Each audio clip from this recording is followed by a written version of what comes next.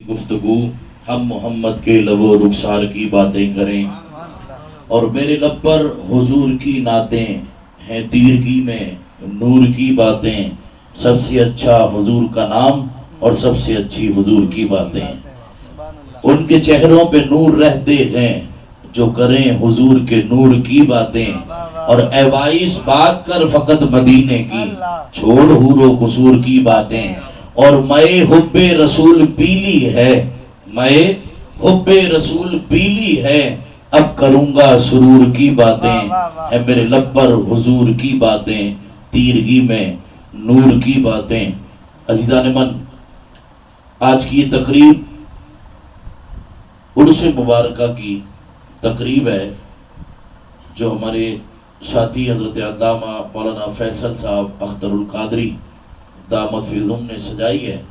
آپ احباب رونق افروز ہیں، علامہ اشتیاق صاحب بھی زیدہ بشتہ ہمارے درمیان رونق افروز ہیں، اور یہ اہل علم حضرات کا موجود ہونا اور آپ احباب کا بھی اس مجلس میں موجود ہونا کہ جہاں پر علم کے ایک شاہکار بلکہ وارث علوم اعلی حضرت قاضی القضہ فی الہند اور فخر ازہر حضور قبلہ مفتی عالم اسلام شیخ الاسلام والمسلمین تاج الشریعہ مفتی اختر رضا خان صاحب الازہری قادری رحمۃ اللہ تعالی علیہ کے عرس مبارک کی سجی ہے، تو میں نے جب پوسٹر پڑھا ہے تو اس میں خانقاہ کا لفظ تھا، اور میری خود کی وابستگی خانقاہ سے ہے، اور بریلی شریف کی خانقاہ کا یہ فیض ہے، اور بریلی شریف اور رامپور سے ہماری خانقاہ کا تعلق ہے۔ میں نے واحد یہ دو خانقاہیں دیکھی، ایک دیکھ رہا ہوں اور ایک سنی ہے، کہ جہاں پر نعت پڑھنے والے کو بغیر داڑھی کے نعت نہیں پڑھوائی جاتی۔ آج بھی بریلی شریف میں یہ مزاج ہے، اور دربار سلطانی میں بھی الحمدللہ آج تک یہ مزاج قائم ہے کہ جو بغیر داڑھی والا گئے وہ حضور علیہ السلام کی نعت پاک خانقاہ شریف میں نہیں پڑھے گا۔ یہ مزاج یا تو بریلی کی خانقاہ میں ہے یا پھر خانقاہ شریف دربار سلطانی میں ہے، اور انہی خانقاہوں کی نسبتوں کو لے کر یہاں بیٹھے ہیں، تو میں صاحب عرس کی بات آگے کروں گا، کیونکہ جب یہ علماء وقار والے ہیں، عزت والے ہیں، شان والے ہیں، تو پھر وہ جو وارث علوم اعلی حضرت ہیں، وہ جن پر ازہر کو فخر ہے، اور ازہری ہونا اعزاز تو ہر آدمی سمجھتا ہے، لیکن ازہر جس کو اپنا اعزاز جانے اس کا نام اختر رضا ہے۔ وہ جن پر فخر کرے ازہری ہونے پر ہر طالب علم فخر کرتا ہے، لیکن الازہر یونیورسٹی جس پر فخر کرے اسے تاج الشریعہ کہتے ہیں۔ جو واقعی وارث علوم اعلی حضرت بن کر چمکا اسے ہم اختر رضا کہتے ہیں، تاج الشریعہ کہتے ہیں۔ جنہوں نے اپنے اسلاف کا کردار ادا کیا فتاوی جات کی صورت میں، ہم انہیں تاج الشریعہ اور اختر رضا کہتے ہیں۔ محدث کبیر حضور ضیاء المصطفیٰ اعظمی صاحب دامت فی العمر فرماتے ہیں کہ ان کے فتاوے دیکھ کر یوں محسوس ہوتا ہے کہ ازہری میاں کا فتویٰ ہے لیکن الفاظ اعلی حضرت کے ہیں، کہ ان کی تحریر کا عکس نظر آتا ہے۔ اور میں کلاموں کی جامعیت کی بات کروں تو آگے انشاءاللہ مفصل انداز سے آپ کو بتاتا ہوں کہ رنگ رضا کس انداز سے اختر رضا میں پایا جاتا تھا۔ بحمدہ تعالی فقیر کو بڑا ذوق ہے اور وہ کلام کو بڑی توجہ کے ساتھ سنتا اور سمجھتا ہے۔ میں ان کے کلام کی بات کروں، لیکن پہلے ایک بیماری کا تدارک کرتے ہوئے آگے بڑھتا ہوں۔ ہمارے یہاں علماء کئی مجلس میں جائیں اور پیران عظام مسند صدارت پر جلوہ افروز ہوں، تو یہ اتنے بدبخت ہیں کہ اپنے مریدوں کی تربیت بھی اس انداز کی ہے، کالا پیلا نیلا ان کا خلیفہ آ جائے تو یہ قوم کھڑی ہو جاتی تعظیم کی، کون آیا؟ جی خلیفہ صاحب آ گئے، پیر صاحب کے خلیفہ آ گئے۔ اچھا کیا کریں گے جی؟ ان کی تعظیم تکریم کی اور مسند پر بٹھا دیا، اور پھر مسجد سے امام صاحب آئے تو کہ بیٹھی حضرت میں نے کہا مجھے اس بات کا بھی تو کوئی جواب دے، یہ تمہارے پیر کا وارث ہے، پیر کا جانشین ہے، پیر کا خلیفہ ہے، پیر کا نائب ہے، اور پیر بھی وہ جو مشکل سے شریعت کی پاسداری پر پورا اترے قانون پر، وگرنہ پیر منگل بدھ جمعرات ہے، اس کے وارث کا تو یہ حال کرو۔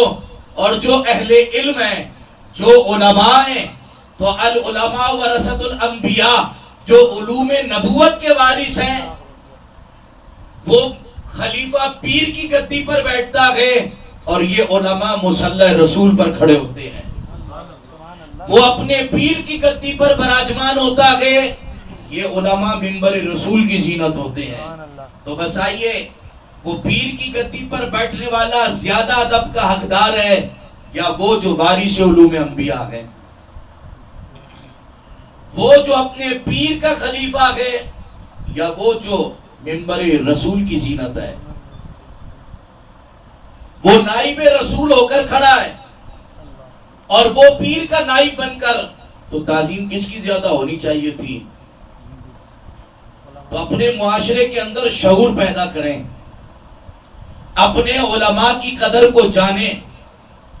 یہ جو لوگ آج کل آپ کو حدیثیں سناتے ہیں نا، اور مقررین بھی، ہم ان سے بیدار ہیں کہ جی پیر کو کسی نے وضو کرایا تو یہ بخشوا لے گا۔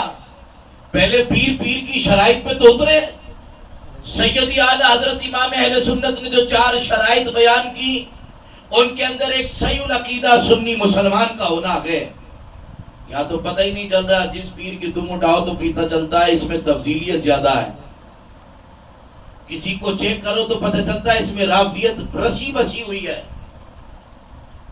ابھی حال ہی میں مجھے ایک صابری صاحب کے متعلق انکشاف ہوا کہ ان کے پیر صاحب نے ان کی خلافت کو منسوخ کیا ہے، اور میں اسے اچھی طریقے سے جانتا ہوں کہ اسے سیدنا حضرت امیر معاویہ رضی اللہ تعالیٰ عنہ سے کھلا بیر ہے۔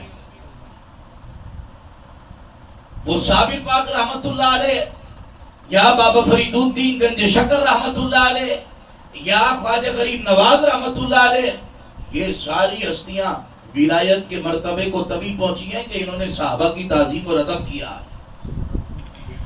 وگرنہ حدیث پاک ہے کہ من عاد لی ولیا فقد اذنتہ بالحرب، کہ ولی کی عداوت خدا سے اعلان جنگ ہے، تو پھر صحابی کا درجہ تو ولی سے بہت بلند ہے۔ ان میں سے کوئی ایک ہستی بھی اگر ان کے خلاف بولتی تو کدھر کھڑی تھی؟ خدا سے جنگ کرنے۔ اور جو اس کو جنگ کے لیے دعوت دے دے، کیا اس کا دوست اور محب ہو سکتا ہے؟ ولی ہو سکتا ہے، اس کا قرب پا سکتا ہے، اس کی طرف سے معرفت کے جام پی سکتا ہے، اس رب کی طرف سے ولایت کے تاج پہن سکتا ہے۔ آپ کس خام خیالی میں ہیں کہ جس کا عقیدہ درست نہ ہو، وہ ولی تو دور کی بات ہے، پیر نہیں ہو سکتا ہے۔ ہر پیر ولی نہیں ہوتا، ہر ولی تو پیر ہے نا۔ اسی طریقے سے وہ جس کا عقیدہ خراب ہے، آپ اس کی تعظیم میں لگے ہیں، تو دیکھنا پڑے گا سلسلہ نقش بندی بھی ہو لیکن رنگ رضا نظر آنا چاہیے، سلسلہ چشتی بھی ہو لیکن رنگ رضا نظر آنا چاہیے۔ جس میں رضویت کی رنگ و بو ہے، آنکھ بند کیجئے، اس کی تعظیم کیجئے۔ اعلیٰ حضرت کا ماننے والا عقیدے میں ڈاماڈول نہیں ہو سکتا ہے، مفتی اعظم ہند کا چاہنے والا عقیدے میں ڈاماڈول نہیں ہو سکتا ہے، تاج الشریعہ کا ماننے والا عقیدے میں ڈاماڈول نہیں ہو سکتا ہے۔ اور یہ بھی قانون یاد رکھیے کہ دنیا آخرت کے اندر پیر مریدوں کا ترجمان ہوتا ہے۔ مشکات شریف کی حدیث ہے کہ اللہ والا اللہ کی بارگاہ میں عرض کرے گا، اے مالک یہ دنیا میں میرے ساتھ رہتے تھے، حدیث کے الفاظ ہیں لَقَوَّهَبْتُ وُضُوءً، اس نے وضو کرایا مجھے، سَقَيْتُكَ شَرْبَةً، اس نے پانی پلایا مجھے، آج یہ جہنم میں چلا جائے اور ہم جنت میں، مالک ان کی بھی بخشش کر دے، ان کے گناہ معاف کر دے، انہیں بھی جنت میں بھیج دے۔ وہ اللہ والا دعا کرے گا، فَيَشْفَعُ لَهُ فَيَدْخِلُهُ الْجَنَّةَ، پس اللہ اس کی شفاعت اس کے حق میں قبول کر کے جنت میں داخل کر دے گا۔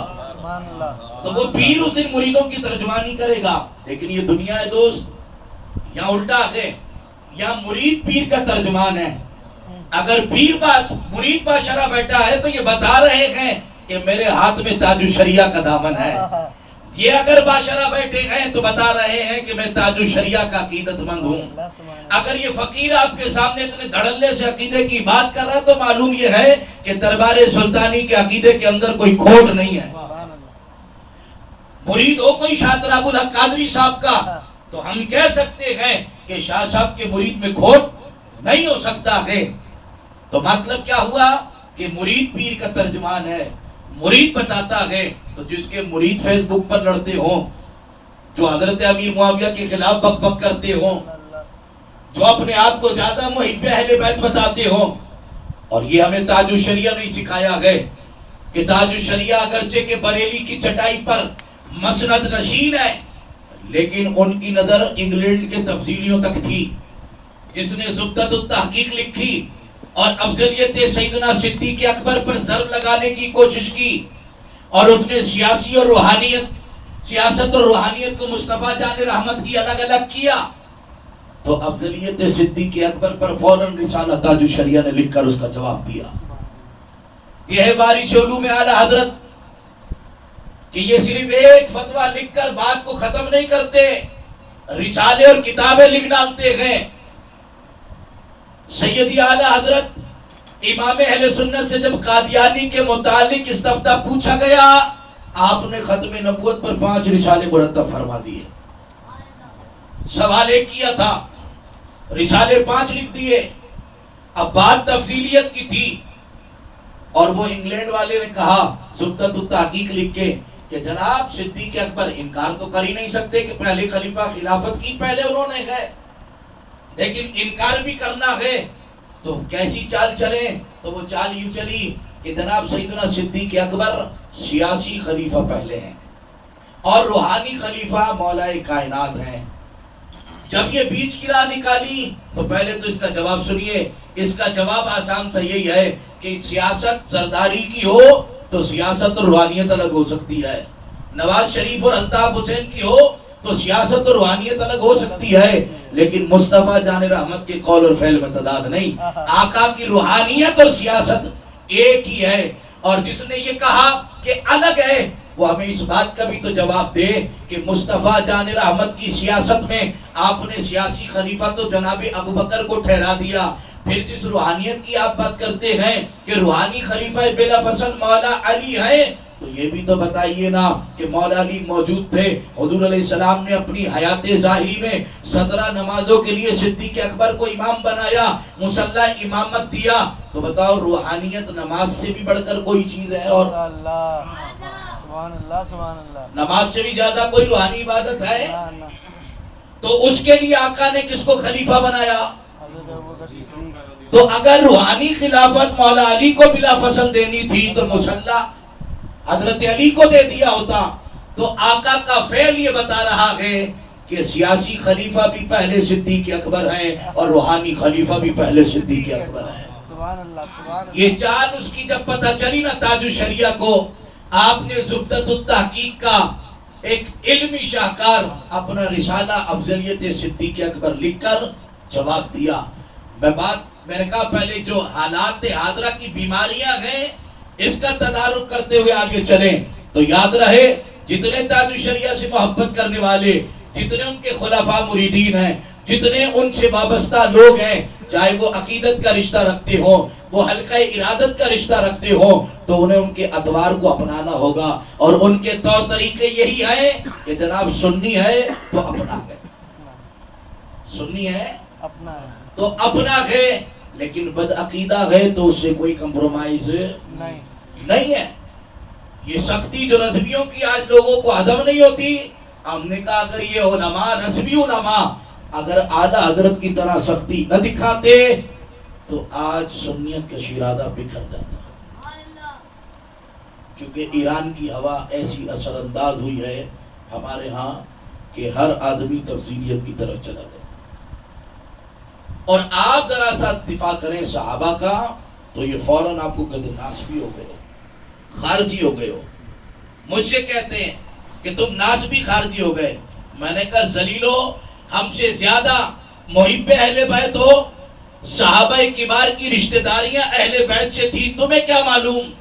حضرت سیدنا امام جعفر صادق سے کسی نے پوچھا کہ چاندی کا قبضہ لگوانا تلوار میں کیا جائز ہے؟ آپ نے فرمایا بالکل جائز ہے کہ ابو بکر صدیق نے لگایا تھا۔ فرمایا آپ بھی ابو بکر کو صدیق کہتے ہیں؟ آپ اپنی جگہ سے کھڑے ہو گئے۔ فرمایا تجھے تیری ماں روئے، ابو بکر صدیق ہے، صدیق ہے، صدیق ہے۔ سبحان اللہ، سبحان اللہ، دار رسالت یا رسول اللہ، اہل سنت۔ زندہ باد۔ اصل محب اہل بیت ہی یہ ہونا ہے کہ صدیق اکبر کی صدیقیت کا اعتراف کرنا، عثمان غنی ذو النورین کا احترام کرنا، فاروق اعظم رضی اللہ تعالیٰ عنہ کو دل و جان سے ماننا۔ کمال کر دیا، جس کے ہاتھ پر ابو بکر کے ہاتھ پر علی نے بیعت کیا آپ اس کے انکاری، اللہ، جس علی نے اس حضرت عمر کے ہاتھ پر بیعت کی تم اس کے انکاری، پھر اس سے آگے بڑھئے کہ آپ نے حضرت عثمان کے ہاتھ پر بیعت کی تم ان کے انکاری، پھر اس سے بھی آگے آئیے کہ جب جنگ صفین ہو چکی تو کسی نے پوچھا حضرت امیر معاویہ کے متعلق، تو مولا کائنات نے فرمایا خبردار، معاویہ کا وجود عمارت کے اندر غنیمت جانو، جس دن وہ نہیں رہیں گے مسلمانوں کی گردنیں ایسے اڑیں گی جیسے اندرائن کے پھل گرتے ہیں۔ یہ مولا علی فرما رہے ہیں۔ اور عروہ بن رویم نے آ کر حضرت کی بارگاہ میں یہ کہا، مولا کائنات کی بارگاہ میں، کہ حضور مجھے مصطفیٰ جان رحمت کا فرمان یاد آ گیا کہ جنگ صفین کا کوئی نتیجہ تو نکلا نہیں، دونوں جگہ کے لوگ شہید ہوئے۔ اور پھر اس کے بعد حضرت امیر معاویہ بھی آ گئے، حضرت علی بھی چلے گئے، وہ کوفہ کی جانب چلے گئے، یہ شام کی طرف آ گئے، نتیجہ کوئی برآمد نہیں ہوا، اتنے لوگ بھی جو ہے وہ شہید ہوئے۔ تو فرمایا کہ مجھے حضور کا فرمان یاد آ گیا، میں بارگاہ رسالت پاک میں حاضر تھا۔ حضرت عروہ بن رویم روایت کرتے ہیں، میں حضور کی بارگاہ میں حاضر تھا کہ عربی دیہاتی آیا، اس نے آ کر سے کہا یا رسول اللہ میں آپ سے کشتی لڑنا چاہتا ہوں۔ تو حضرت امیر معاویہ کھڑے ہو گئے دفاع میں، فرمایا تو میرے آقا سے کشتی لڑے گا، پہلے حضور کے غلاموں سے تو نہیں بٹ۔ سبحان اللہ، جب حضرت امیر معاویہ نے یہ کہا تو حضور نے دعا دی، فرمایا یا اللہ امیر معاویہ کو کبھی مغلوب نہ کرنا۔ اللہ اکبر، کیا نہ کرنا؟ مغلوب نہ کرنا۔ کیا مطلب؟ یعنی معاویہ ہمیشہ غالب رہے۔ اب دعائے مصطفیٰ تھی، دعائے مصطفیٰ تھی۔ جواب سنیے مولا کائنات کا، فرماتے ہیں عروہ اگر تو صفین میں اترنے سے پہلے مجھے یہ بیان کر دیتا روایت تو خدا کی قسم میں معاویہ کے مقابلے میں نہیں آتا۔ اللہ، سبحان اللہ، کیا مطلب؟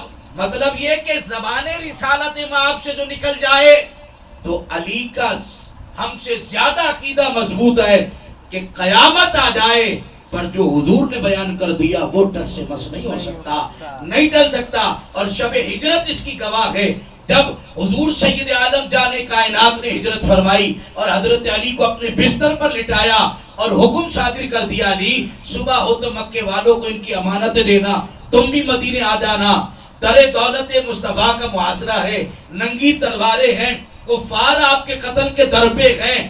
ایسے غمگین حالات میں علی حضور کے بستر پر آرام فرما رہے ہیں، سرکار ہجرت کر گئے ہیں، اور کافروں نے دیکھا بھی نہیں سورہ یاسین کی آیات تلاوت کر کے جو پھینکی ہیں تو ان کو نظر نہیں آیا، حضور گزر گئے۔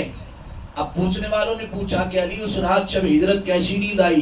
فرمایا خدا کی قسم جو اس رات نیند آئی کبھی سکون کی نیند نہیں آئی تھی۔ سبحان اللہ، فرمایا تلوار کے سائے میں جب دشمن پر سرے پیکار ہے اور حضور کے قتل کے در پہ تم بھی اس طرح رسالت مآب پر، تو حضور کے دھوکے میں کوئی تمہیں شہید کر دیتا تو نیند اتنے خوف و ہراس میں کیسے آ گئی؟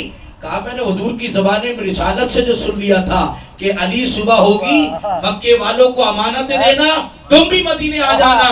تو علی کہتے ہیں مجھے یقین تھا صبح بھی ہوگی، امانتیں بھی دوں گا اور مدینے بھی جاؤں گا، جب تک مدینے نہ چلا جاؤں مجھے موت نہیں آ سبحان سکتی ہے۔ اللہ، سبحان اللہ، تو اللہ، جس کا اتنا یقین پختہ ہو تو وہ نہیں کہے گا کہ جب میرے آقا نے کہہ دیا کہ امیر معاویہ کو مغلوب نہ کرنا تو علی بھی غالب نہیں آ سکتا ہے۔ عزیزان من، آپ نے بھی محبت اور رواداری دکھائی، ادھر سے دوسرے لوگوں نے فائدہ اٹھانے کے لیے حضرت امیر معاویہ کو کہا ہمارے مقابلے میں ملو، ہم مل کر شکست دے۔ فرمایا خبردار یہ ہمارا آپس کا مسئلہ ہے، اگر تم نے حضرت علی کی طرف آنکھ بھی اٹھا کر دیکھا تو مجھے ان سے الگ نہیں پاؤ گے، پہلے میں تمہارے ساتھ قتال کروں گا پھر تم آگے بڑھو گے۔ یہ آپس کی محبت تھی. اس سے آگے بڑھیے حضرت سیدنا امام حسن مجتبی رضی اللہ تعالیٰ عنہ, آپ نے تو صلح فرما لی سبحان اللہ. تو جھگڑا ہی ختم ہو گیا. اب مجھ سے کہنے گا وہ تو آپ نے شرائط کی بنیاد پر کی تھی اور حالات ایسے تھے اور یوں تھے. میں نے کہا چل حالات تھے, جنگ صفین تجھ تک کیسے پہنچی؟ روایتوں کے ذریعے. لیکن امام حسن مجتبی تو خود موجود تھے. کہا تو اکڑے جا رہا ہے جناب کہ ان کے والد سے ان کا کچھ معاملہ ہوا تھا. ہم نے کہا بتانا. امام حسن کے والد سے ہوا تھا. امام حسن نے تو کر لی صلح اور تم چماروں کی طرح ابھی تک اکڑ رہے ہو. تو بتاؤ علی تمہارے باپ تھے کہ حسن کے باپ؟ ارے جس کے باپ اس نے صلح کر لی اور آپ آج تک راضی نہیں ہو, تو یاد رہے صحابہ کی گستاخی ایک ایسا فعل اور عمل ہے, بزرگوں نے لکھا, جو اس کا ارتکاب کرے اس سے توبہ کی توفیق اللہ چھین لیتا ہے. توبہ کی توفیق اللہ چھین لیتا ہے. اور مجھے وارث علوم اعلیٰ حضرت دوسرے جنہوں نے کراچی میں ڈنکا بجایا رسمیت کا, سید شاہ تراب القادری صاحب رحمۃ اللہ علیہ, ان کا جملہ یاد ہے, جو ایک بار پھسل گیا پھر بھلے توبہ اور رجوع کر آ جائے, اس سے دوبارہ کی امید نہ رکھی جائے, کیونکہ پہلی دفعہ ہی پھسلنا بڑا مشکل ہوتا ہے. کہ اتنی جرت کہاں سے لائے کہ کسی صحابی کے خلاف بولے, پہلی دفعہ پھسل گیا, اس کا مطلب توبہ کر کے دوبارہ بھی پھسل سکتا ہے. اور یہ کام ہم نے پنڈی والوں کا بارہا دیکھ لیا, ریسنٹلی بھی دیکھا ہے نا. تو الحمدللہ بچے کون؟ جنہوں نے احمد رضا کے عشق کی گھٹی پی ہے, جس نے اعلیٰ حضرت کو آئیڈیل بنایا, جس نے تاج الشریعہ کا فیض حاصل کیا, جس نے مفتی اعظم ہند کا فیض حاصل کیا, جس نے رضویت کے اوپر جو ہے وہ اپنی نظر کو جما کے رکھا, اور جس نے دامن اعلیٰ حضرت تھاما وہ بچ گیا.